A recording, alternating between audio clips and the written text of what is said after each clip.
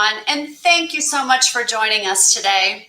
We recently started these Data Connectors LinkedIn Live briefings where we bring some of our most interesting speakers out of our usual venues to share with you what they know with our broader cybersecurity community. It's a way to give you a sample of the in-depth briefings, updates, and interviews you can find at our award-winning cybersecurity conferences and summits. But today we're talking about a unique segment of our upcoming Capital Region Virtual Cybersecurity Summit, the Romance Scam Symposium. The summit will take place next Wednesday and Thursday, June 23rd and 24th. So if you're not already registered, you can register by going to dataconnectors.com/romance. Again, this is just going to be a sneak peek, so you do need to tune in into our virtual summit next week to get the full romance scam panel discussion and symposium. So we're proud to have partnered with the U.S. Secret Service for many years here at Data Connectors. So when Global Investigative Operations Center, or GIOC, team came to us looking for a way to share important updates, we were more than excited to make it part of our event. Romance scams are deeply misunderstood. They hurt real people that could be your aunt, your uncle, your grandmother, or your grandfather. They've cost victims their life savings, strained relationship with loved ones, and in some cases even led to death. But another disturbing issue is that they provide a gateway to a world of ugly cybercrime by providing the money mules needed to make business email compromise, credit card and wire fraud, account takeovers, and other nefarious activities. Today, we'll hear from two people who spend a lot of time cracking down on romance scams. First, we have GIOC financial fraud investigator, Stephen Doherty. Agent Doherty has over a decade of investigative experience as a financial fraud investigator in support of the federal government. He played a pivotal role in cyber criminal investigations surrounding cyber-enabled financial crime, money laundering, human trafficking, and the dark web crimes, just to name a few. He'll be joined by renowned threat researcher Ronnie Tokazowski from Agari, a firm that has done groundbreaking research in this space. Ronnie specializes in BEC intelligence, reverse engineering APT malware, and basically messing with threat actors in hopes of ruining their day, which I love. So again, if you haven't already, please be sure to register for the Capital Region Virtual Cybersecurity Summit next week, presented by Data Connectors, where we'll host the entire Romance Scam Symposium. Again, you can register at dataconnectors.com/romance. Now, this interactive discussion will be a fireside chat where Michael, Data Connectors Chief Strategy Officer, will moderate questions for these two gentlemen and give you a flavor for some of the great content that we have in store for you at the summit next week. So I'm honored to welcome them now, and I hope you enjoy the discussion, and I'll see you all at the summit next week. Gentlemen? Thank you so much, Dawn. Really appreciate it. Excited to be here. Again, my name is Michael Hissey. I'm the Chief Strategy Officer at Data Connectors, and I'm going to moderate the discussion and try to keep these two guys under control. As we said, the moderated discussions are a key part of the Data Connectors virtual cybersecurity summits, of which is next week is a 2-day for Capital Region. And the Romance Scam Symposium is the key part of that. First, I'd like to introduce financial investigator analyst Stephen Doherty. Stephen, tell us about yourself, sir. Thanks, Mike, for having me on. So as you can see here in our fancy Global Investigative Operations Center, I man our BEC desk, Business Email Compromise.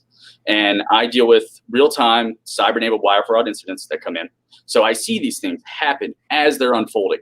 I see the money move, I see where it goes, and I follow it. And it used to be very simple. You see the mule where it goes, they know what they're doing, they're in the process of crime. That is all switched now.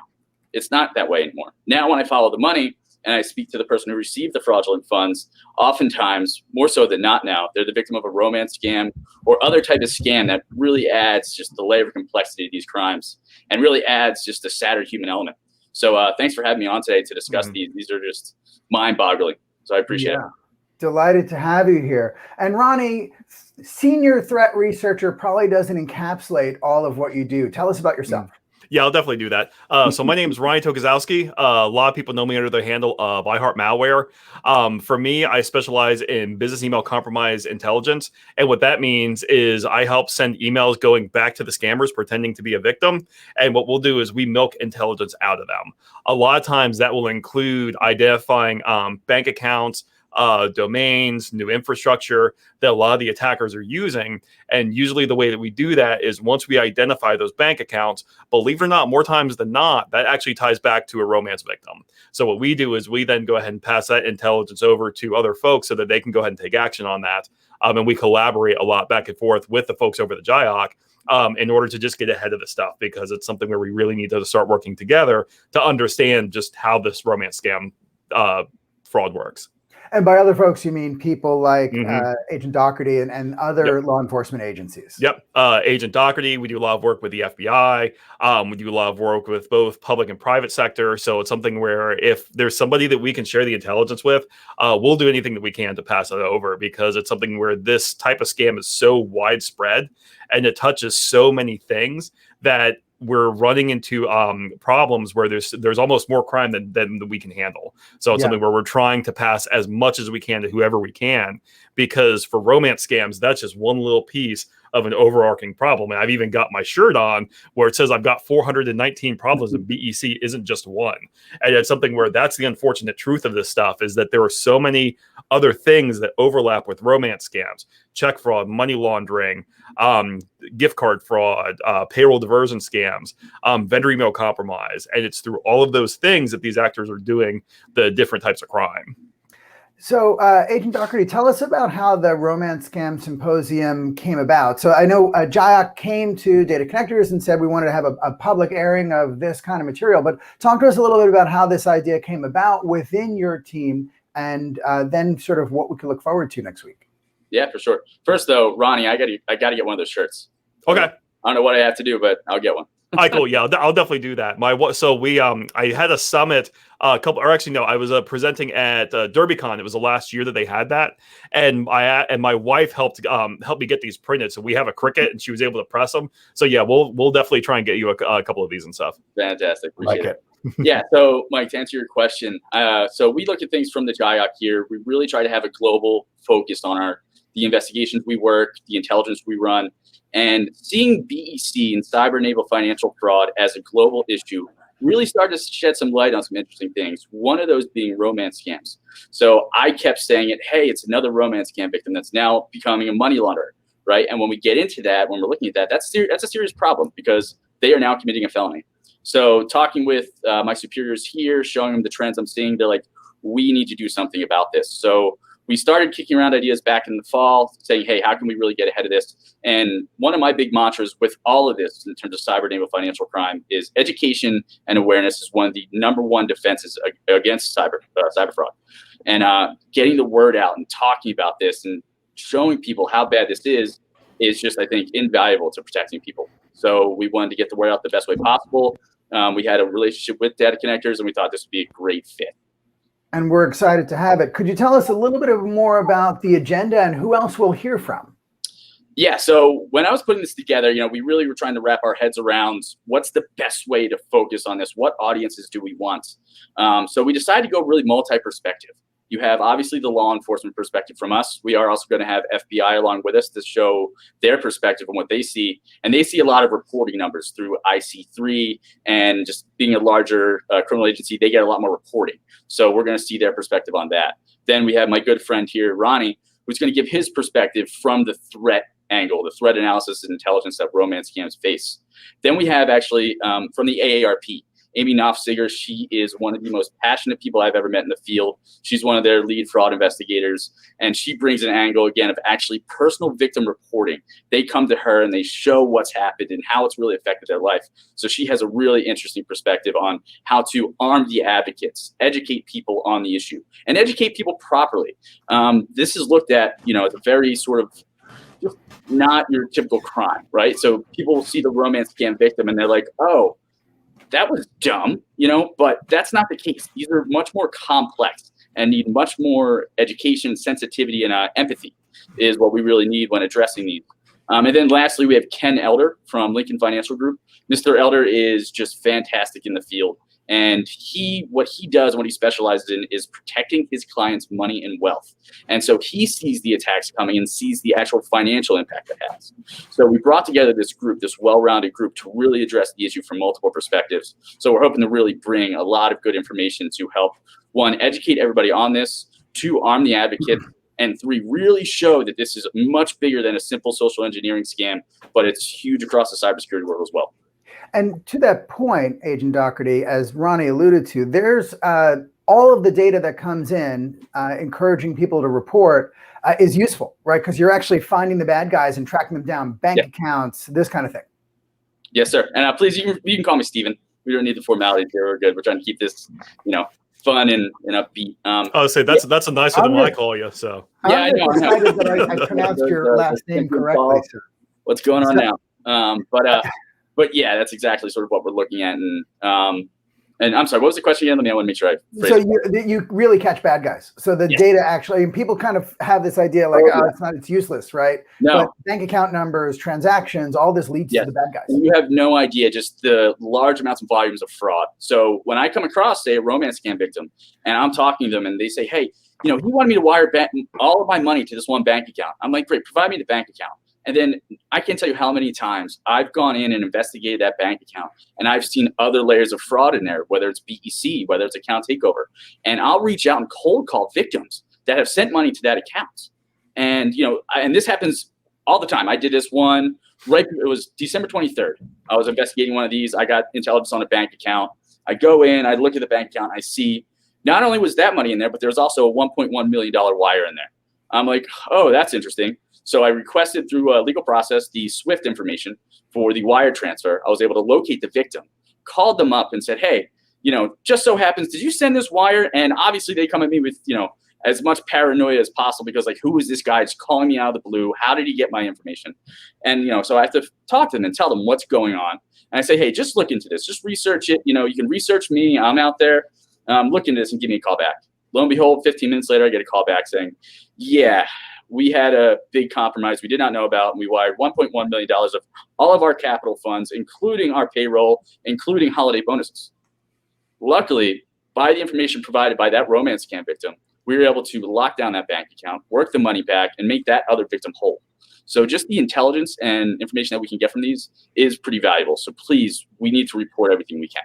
Secret Service protecting your Christmas bonus. You see that? Mm-hmm. And Stephen giving up time with his family on Christmas Eve probably to make it happen.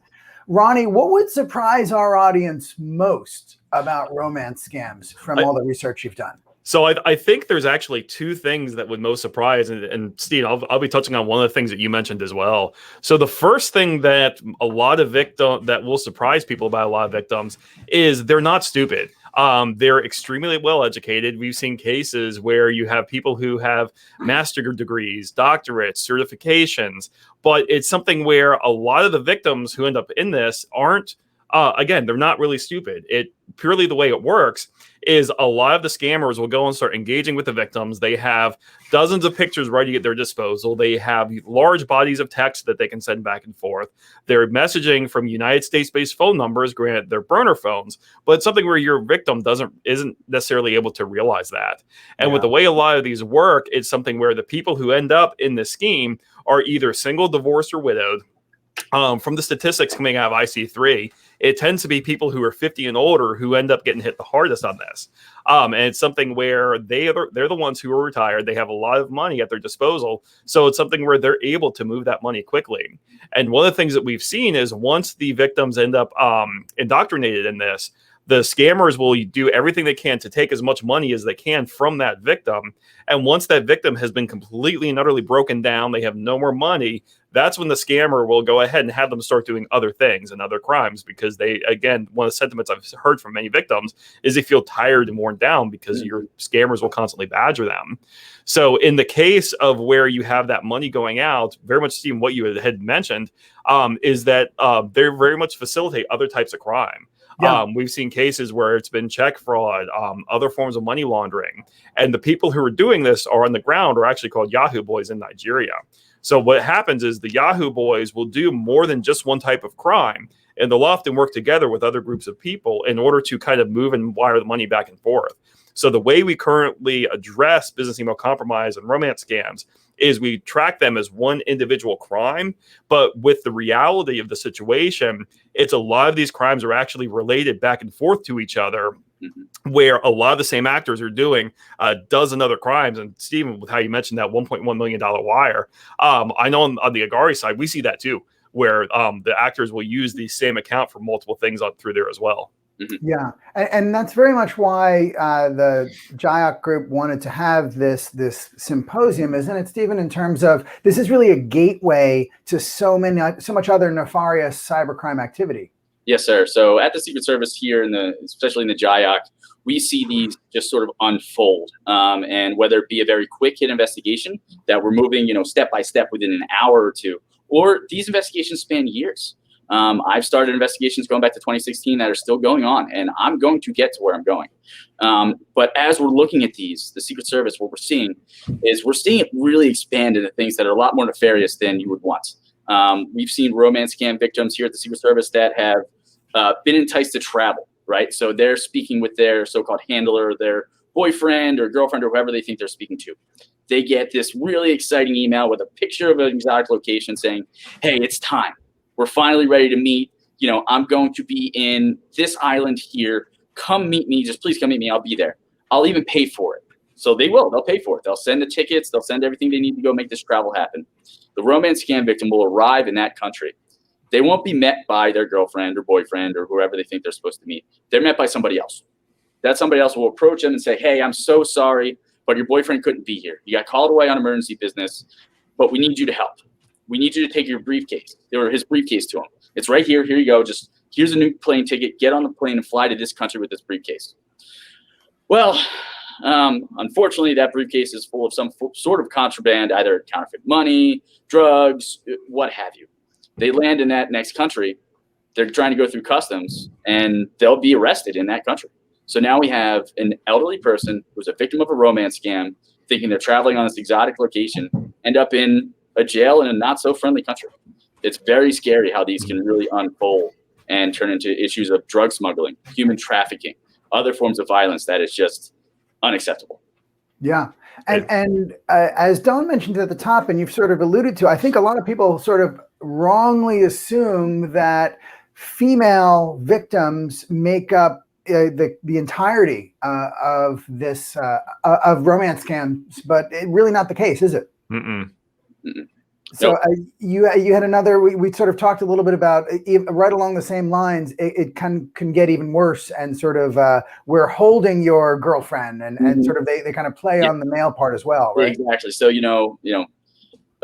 males will get roped in the same way females do. They're older or they're lonely and they want to look for that connection, and it's very easy to fall into these. And the same thing plays out. They get the trust is earned, right? So they're sending money here, and they even associate. So the criminal will set up a profile that is a nice woman, and then she turns out to have grandkids or kids herself, and starts bringing these fake kids in too. So now you have this whole other layer of complication for these people, and it's just this established layer of trust. And then the criminal actors will exploit that now. So now they have this false sense of, that's my family now. I'm a part of that family.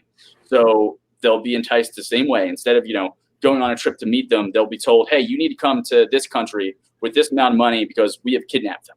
So now they travel to that country, they're met by the criminals, and they are exploited to whatever extent they can. They'll take them to every financial institution, have them drain their bank accounts, max out their credit, and then simply just leave them out in the ether in this foreign country. So now we have, again, a romance scam victim who ended up traveling for this, ended up becoming broke and in a foreign country with nobody to help them. So again, these just go from and traveling under false pretenses, and they became a money mule. They've sort of illegally transferred funds. It's sort of really a snowballs, doesn't it? Yes. So right along those same lines, Ronnie, there's people commenting in that have joined that are from Nigeria. And one of the things you and I talked about in the past is sort of, for the people perpetrating this, in many ways, it's not their fault. And you have to help advocate for some of the poor souls that are perpetrating these things. Tell us a little bit more about that. Oh yeah, I can walk through that. And for what it's worth, again, as one of the guys who advocates for romance victims, it's definitely weird hearing that same guy saying, "No, we need to start helping out in Nigeria." And the reason for that is because when you actually start looking at a lot of the reasons that your Nigerians get into being scammers, is because there's a level of poverty that's going on over there. So culturally, a lot of people have done scamming over the years, and it's something where it's actually become a norm over there. So, in addition to that, you also have the youth between ages 15 to 35, where the average unemployment is 50%. In addition to that, I've also spoken with several folks over there. There's also an element of peer pressure that goes into that too. And what I mean by that is when you go to the university, a lot of the people who are scammers will be driving nice cars. They'll be having expensive phones, expensive devices. Always have a Mac, and it's something where, based on that, when you see your peers living that life, it's really hard to go back to poverty. It's really hard to be struggling like that, but see on the other side where you have people who are scamming and making money. So with that being normalized, it's something where the poverty and the lack of opportunities in Nigeria is one of the biggest things that's been playing into that. One of the people who's been doing a lot of work around that in order to kind of help build awareness around that is Ray over at Paxful. And I know Paxful does get a bad rap because while a lot of scammers do use that platform, the way that they're trying to approach this is make legitimate jobs and legitimate opportunities in Nigeria for the Nigerians out there. And by creating more opportunities, by creating more jobs, it's something where someone who is a scammer but has an opportunity to go and work, they're not going to be a scammer. It's something where everybody has a little bit of good in them. So it's something where if you can go ahead and create legitimate opportunities for somebody to go and work and be able to provide a sustainable lifestyle for them, they're going to want to do that. They're not going to want to do crime. Yeah, it's just amazing, just a dearth of opportunities. Mm-hmm. So, Stephen, to kind of wrap this up, tell us what our audience can expect to learn and walk away with from the Romance Scam Symposium next week. Great, thank you. So, we want to have, the Secret Service wants to put out a message that this is a serious crime, right? So we're bringing in multiple perspectives from the financial sector, the cybersecurity sector, the federal law enforcement sector, and advocates from AARP. So we want to show how many different angles this takes and how many different sort of folds and wrinkles these do have. And then we want to stress that, this may not seem like a very pressing or cutting edge cybersecurity issue. However, just the vulnerability that it creates is in fact a cybersecurity issue. One kind of sort of anecdote, say you have a romance scam victim, right? And the criminals learn everything about these victims, everything you can think of. They learn, all about their date of birth, their social security number, their bank account information. What's to stop them from getting their login to their work email address and using that as a way to launch phishing attacks, or logging in to see what financial transactions the company has going on? So now they're generating another information flow of contemporaneous and privileged information that can be then used later on in different cybersecurity attacks. Think about it. It can lead to anything from a VEC to account takeovers and even to ransomware, because you have that vulnerability now on that person. So, these guys are targeted, and we just want to show that this is a very important, very pivotal cybersecurity issue. Yeah, and I think that's so important because so many of people in the Data Connectors audience, they're cybersecurity leaders themselves, CISOs, et cetera. They kind of hear romance scam and they think like, grandma can get fooled into that. It doesn't affect me in my corporate cyber world. But as for the examples you've laid out, it's so important. We're going to talk a lot more about all of those things. I'm excited to have more of those conversations next week. So next week, June 23rd and 24th, is the Data Connectors Capital Region Virtual Cybersecurity Summit. Within that summit features the Romance Scam Symposium, which was furnished by the fabulous team at the JIOC. You can register at dataconnectors.com/romance. Now, in addition, we have a host of great events coming up through the remainder of the year. We have some in-person conferences. I know, Stephen, you're excited to get back out on the road and get in front of some of those people. And excited to take questions in person. But really, the interaction at the virtual summits has been outstanding, has been huge, right? So the audience has tripled at the virtual summits. And there's really so many opportunities for you in the audience to interact, not only with our keynotes, like Stephen and Ronnie here, but solution providers, experts, kind of legends in the field. So a lot coming up next week and throughout the rest of the year. Go to dataconnectors.com to learn more. And we really appreciate your time and attention today. We're going to sign off from the LinkedIn Live, remind you to register for the summit next week, and hope that wherever you are, you're able to get this kind of material and learn from what we have to offer. Stephen, Ronnie, anything to add, sir? Excited for it. Thank you, sir. Thank you for the opportunity. Yep. Thank you all. Yep. Bye Getting now. excited. Yep.